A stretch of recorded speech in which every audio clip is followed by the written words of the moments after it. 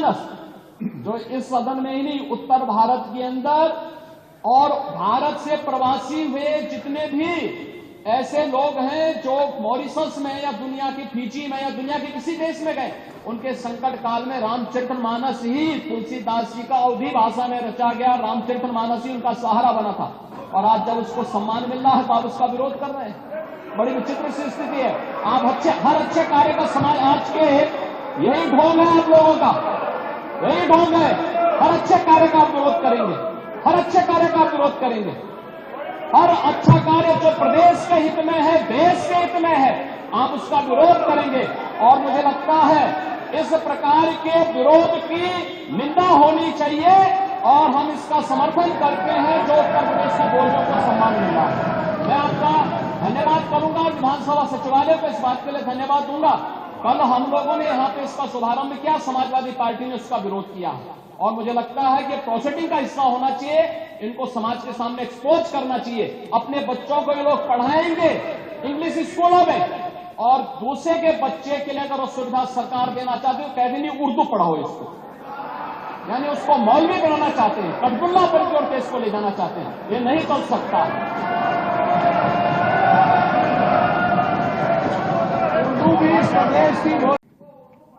उत्तर प्रदेश की विभिन्न बोलियों को, भोजपुरी, अवधी, ब्रज और बुंदेलखंडी को इस सदन में सम्मान मिल रहा है और हमारी सरकार को इन सब के लिए एक एकेडमी का भी गठन, अलग अलग एकेडमी के गठन की कार्रवाई को भी आगे बढ़ा रही है। ये सभी हिंदी की उपभाषाएं हैं, यानी हिंदी की बेटियां हैं। भाषा की समृद्धि के आधार है और हमें इसका स्वागत करना चाहिए। ये सदन साहित्य केवल विशुद्ध साहित्यिक और व्याकरण से के विद्वानों की नहीं है, आम जन का प्रतिनिधित्व करने वाले माननीय सदस्य समाज के विभिन्न तबके से आए हैं। अंतिम पायदान पर बैठे हुए व्यक्ति की आवाज को भी इस सदन में मुखरता मिले,